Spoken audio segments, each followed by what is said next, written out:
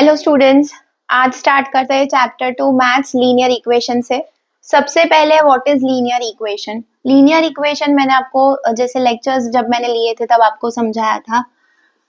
Equal to की left hand side and right hand side, ठीक है, जिसमें आते हैं variables and constants. What is variable and what is constant वो भी मैंने आपको समझाया, फिर से एक बार रिपीट कर रही हूँ।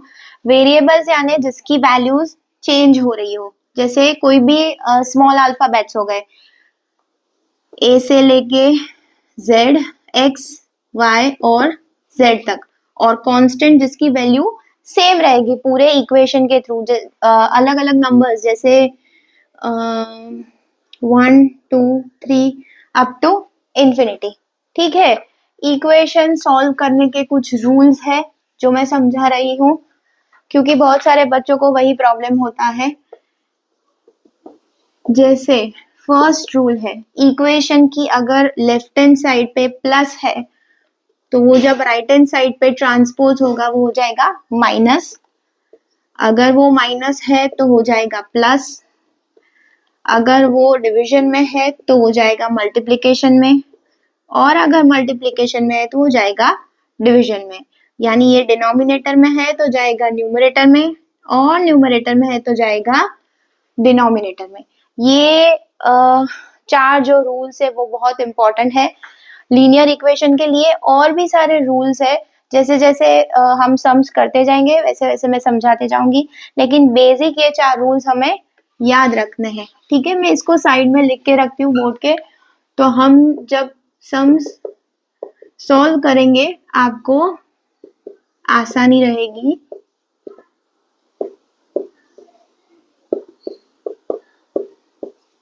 ठीक है, ये हो गया। और फिफ्थ है कि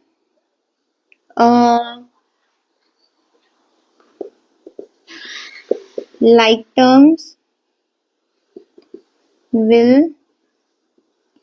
remain or goes to same side, ठीक है, क्लियर। ओके, सबसे पहले हम सम स्टार्ट करते हैं।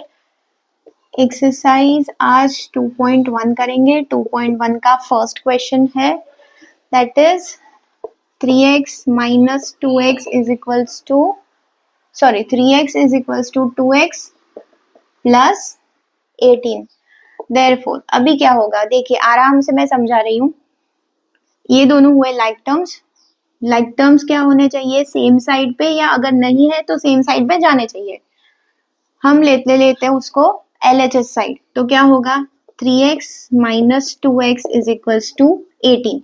अभी ये 2x क्या था, पॉजिटिव था, राइट हैंड साइड पे वो पॉजिटिव था, तो लेफ्ट हैंड साइड पे आएगा तो क्या होगा नेगेटिव।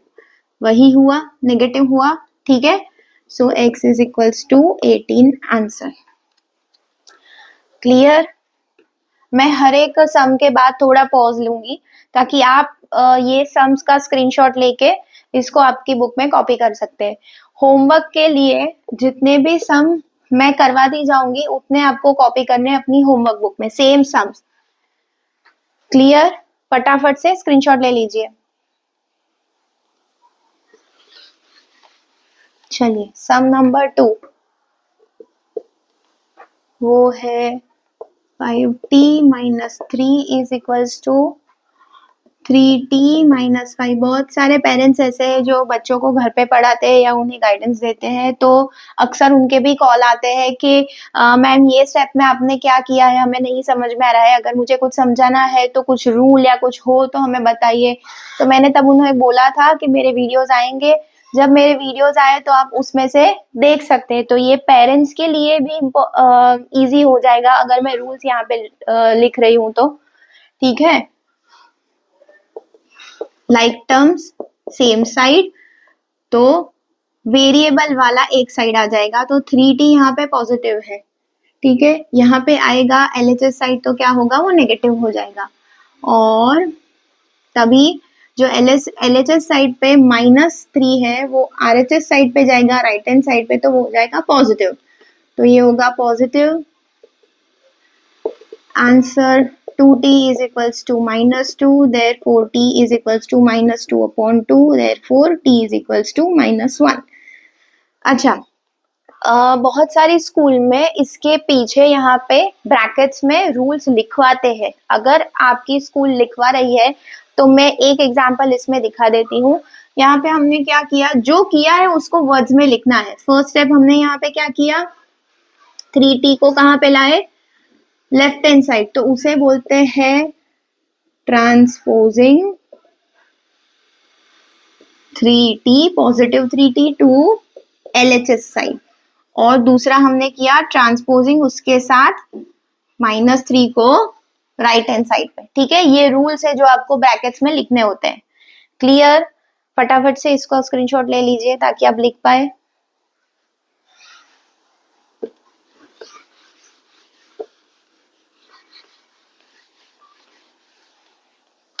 Okay, next question 3। ये सारे सम्स बेसिक रूल्स के ऊपर है। आज के जो मैं सम्स ले रही हूँ, क्वेश्चन 1 to 6, वो सारे के सारे ये बेसिक रूल के ऊपर ही डिपेंड है। आगे इसके आगे अलग टाइप के सम्स आएंगे। जैसे ही सम का टाइप चेंज होगा मैं आपको समझाती जाऊंगी, और उसके वीडियो भी उसके अकॉर्डिंगली मैंने ग्रुप करके ही बनाए हैं। ठीक है, question 3, 5x plus 9 is equals to 5 plus 3x, therefore same like terms एक साइड और +9 ये साइड। तो क्या लिख सकते हैं हम लोग, ट्रांसपोजिंग, क्या किया, ट्रांसपोज हमने 3x को कहाँ पे डाला, LHS साइड पे ले गए, और +9 को हम कहाँ ले गए, RHS साइड पे। Clear? Okay, so 2x is equals to -4, x is equals to -4 upon 2, therefore 2 ones are, जितना पॉसिबल हो उतना रिड्यूस करना है और आंसर लाना है। और एक चीज, अगर लीनियर इक्वेशन का आंसर डिनोमिनेटर में आ रहा है, मतलब न्यूमरेटर डिनोमिनेटर में आ रहा है, फ्रैक्शन में, तो आंसर फ्रैक्शन में ही करना, लिखना है, उसको डेसिमल में कन्वर्ट नहीं करना है। क्लियर? ओके, इसका स्क्रीनशॉट ले लीजिए।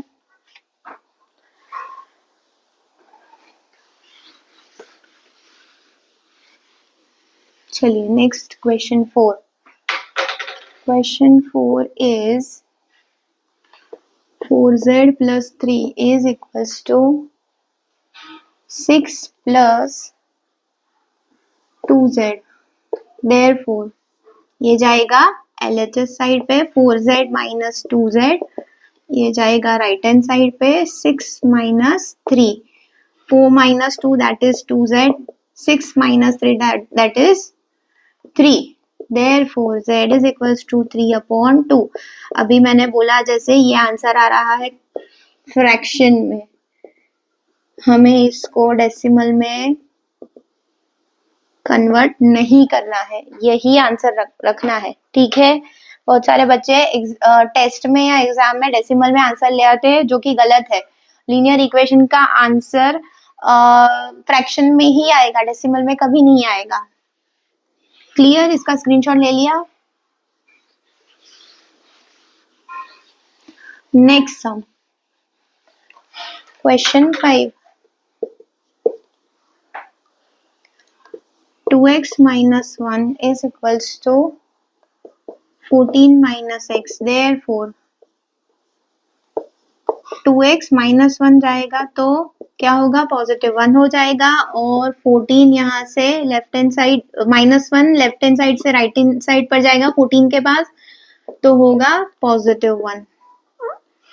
ये x है, ठीक है, तो ये हुआ 3x is equals to 15, therefore x is equals to 15। ये कहाँ पे है, मल्टीप्लिकेशन में है, यानी कि न्यूमरेटर में है, तो कहाँ जाएगा, यहाँ पे डिनोमिनेटर में, यानी डिवीजन के पास। x is equals to 3 1s are 3, 3 5s are, answer x is equals to 5. Next